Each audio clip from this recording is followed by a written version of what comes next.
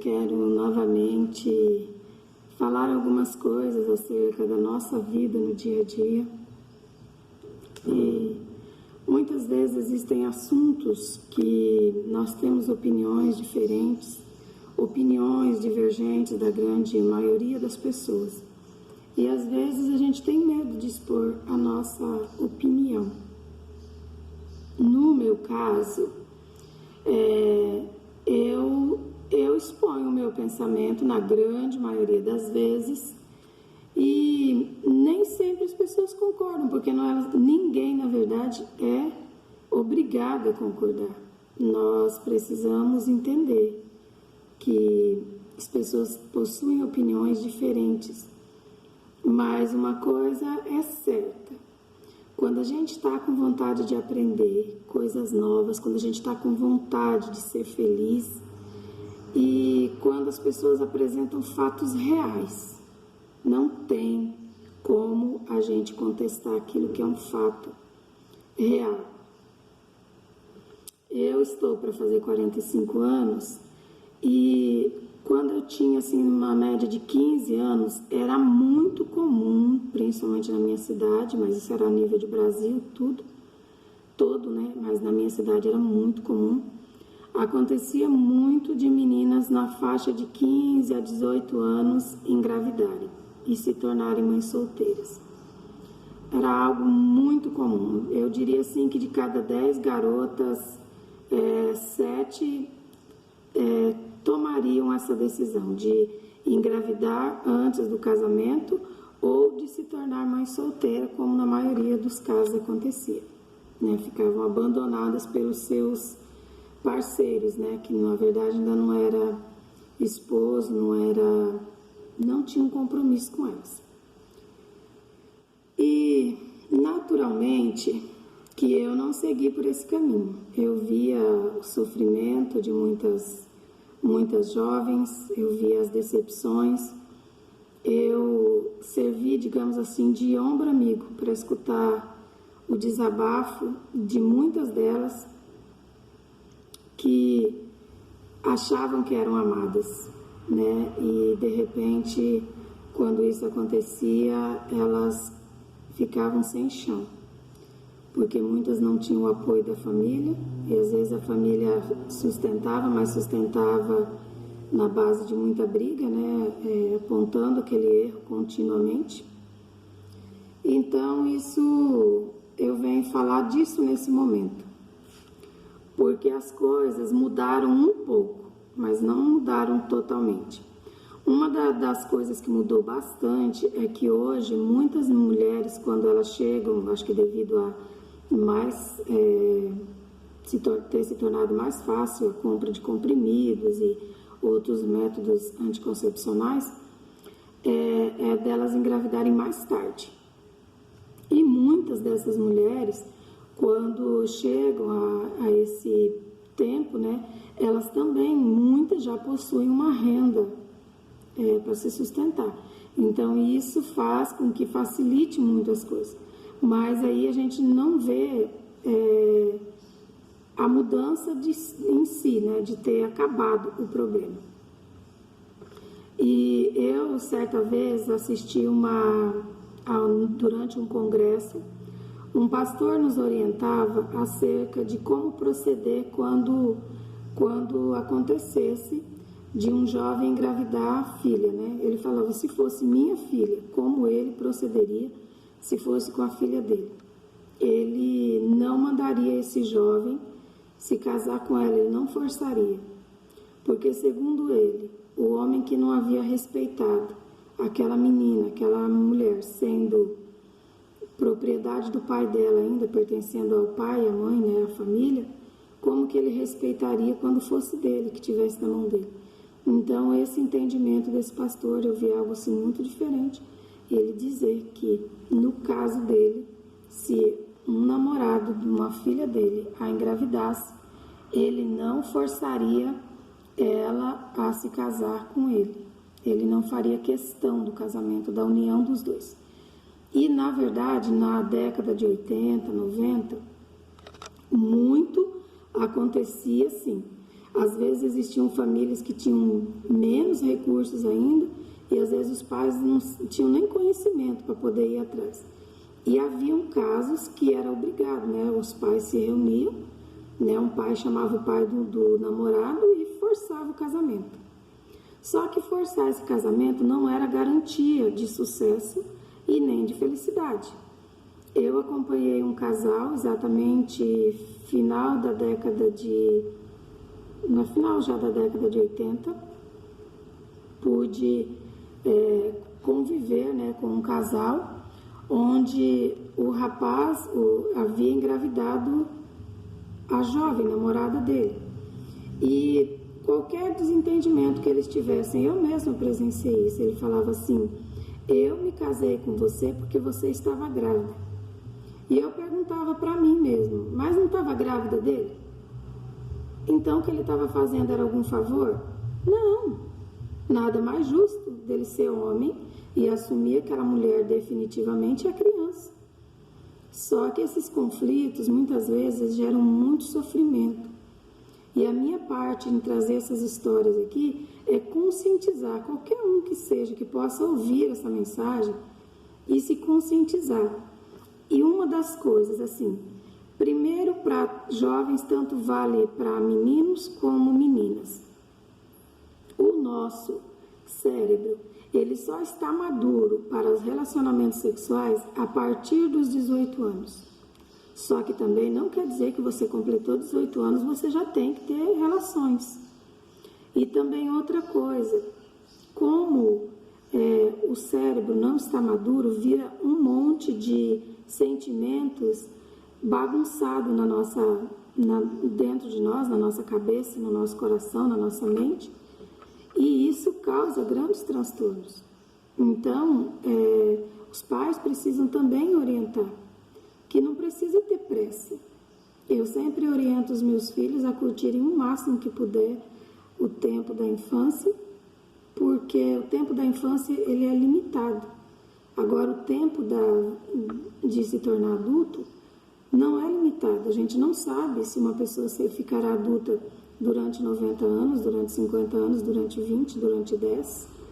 Mas a infância, né, e o período da adolescência é um tempo para curtir, para se conhecer bem, né? E a palavra solteiro, né, nós temos o significado de que significa feliz. Então, solteiro significa feliz. Só que ele está feliz, mas não está completo. Por isso é necessário o casamento. O casamento é uma nova fase da vida. E acontece assim, né? E deixa também eu falar algo assim: quando alguém casa com quem já se separou, né? Uma pessoa que se casa com alguém que já se separou, e essa pessoa teve convívio mesmo lá na casa, não importa se às vezes casou no papel ou não, mas eu digo acerca assim, de ter convivido na casa, né? Ali como se fosse marido e mulher. E aí de repente acontece uma separação ou um dos cônjuges se sente atraído por outra pessoa, né, por uma terceira pessoa, e se separa. Então, aquela pessoa que passa a conviver com o separado ou com a separada, está desfrutando de alguma coisa que não é dela, que não é legítimo. Ana, como assim? Não é, porque na verdade é para casar uma vez, casar e ficar. O casamento é uma aliança eterna, é uma entrega não só de corpo, mas de alma. E assim como alguém, se pegar um documento meu, mesmo que eu tenha perdido, ou se a pessoa furtar esse documento meu, ela pode usar, ela vai passar, às vezes, por exemplo, por muitos lugares com aquele documento meu. Só que aquele documento não pertence a ela, não é legítimo, não é legal. Assim é você se casar com quem se separou. Antes que você case com alguém que se separou, com alguém que já teve um relacionamento anterior de muita intimidade, ou de intensidade, ou de convívio diário, tendo sido legalizado ou não, né, esse casamento, presta bem atenção se você está a fim de pagar o preço que requer essa decisão sua, e requer futuramente. E também assim, hoje tem muitos casos que os homens se casam com mulheres que já têm um filho, que era mãe solteira, né, que às vezes não teve convívio com o pai daquela criança, às vezes aconteceu de um momento só e aquela pessoa gerou uma criança. Então, nesse caso também não é fácil. E quando acontecer o casamento, é necessário que aquela criança seja verdadeiramente assumida. Porque muitas vezes a criança, ela recebe a comida, o alimento dentro da casa, ela tem o conforto do lar, ela viaja junto, mas ela não é parte, ela não é verdadeiramente integrada na família. E também acontece tanto isso para meninos como para meninas. E também acontece casos como esse que eu quero citar agora. Eu conheci uma jovem, né, eu conheci uma história de uma jovem que ela engravidou-se e quando a criança tinha 3 anos, ela conheceu um rapaz solteiro e se casou com esse rapaz. E esse rapaz aparentemente assumiu essa criança. Então a criança se cresceu ali, se desenvolveu no meio do casal como se fosse filha legítima dele. Então só quem sabia verdadeiramente que dizia, não é filha dele. Mas o que aconteceu? Passado muitos anos, já um bom tempo, quando o casamento parecia que estava tudo estabilizado, a menina já estava grandinha e num tempo de desentendimento, esse homem veio a mexer com a filha da mulher. O que aconteceu? Ele, para se vingar da mulher, ele mexeu com a filha. Ou seja, ele destruiu 2 mulheres de uma vez. Porque ele mexeu com a estrutura de 2 mulheres de uma vez. Né? Essa uma que estava casada, que era a mãe, e a outra que era criança, que sempre teve o respeito, que sempre viu aquele homem como um pai. E todas essas coisas, elas geram tragédias. Todas essas coisas podem gerar tragédia. Por isso, a minha ideia é, fuja desses acontecimentos. Né? Quem já se separou, casou, separou, dá um tempo primeiro. E quando for casar, é bom se casar com alguém que também já teve a mesma experiência. Porque essas coisas vão fazer com que você decida junto. Né? Eu conheci uma mulher com quem eu pude conversar muito, e ela era separada, tinha uma menina, e se casou-se com um homem que era separado também, e também tinha uma menina. Então os dois fizeram o quê? Falaram, não, nós estamos nos gostando, beleza, vamos mudar de cidade, vamos começar tudo novo, num lugar onde ninguém dá palpite na nossa vida, e vamos começar tudo novo, porque nós dois temos experiências iguais. Daí aquilo que não valeu no primeiro casamento, eles não repetiam. E isso foi muito interessante. E as meninas se tornaram 2 amigas. Quase da mesma idade, elas eram 2 amigas, 2 irmãs, né, pela convivência, mas eram 2 amigas. E até a questão de gerar um próximo filho, eles planejavam para mais tempo, para quando tudo tivesse verdadeiramente mais estruturado. E essas coisas, elas impedem grandes sofrimentos na face da terra. Grandes sofrimentos, principalmente para as mulheres e para as crianças que essas mulheres geram. Esse é o meu entendimento. E eu não estou aqui para confrontar, para confrontar no sentido de ser aquela que vem para dizer para você, você está errado. Não. Só que no que você puder não errar mais, não faça isso para o teu bem. Eu pude ficar do lado de muitas jovens. Eu me lembro de uma das primeiras, ela se chamava Beth. Essa jovem tinha 15 anos. E nos dias de gestação dela, eu ficava em casa com ela fazendo companhia. E ela tinha muitas dúvidas, ela tinha muitas muitas coisas que ela precisava perguntar e a mãe dela não podia estar lá com ela, porque a mãe dela estava trabalhando para ajudar a sustentar a criança que estava para vir. Então, eu não estou falando de coisas que eu não convivi, estou falando de algo que eu convivi.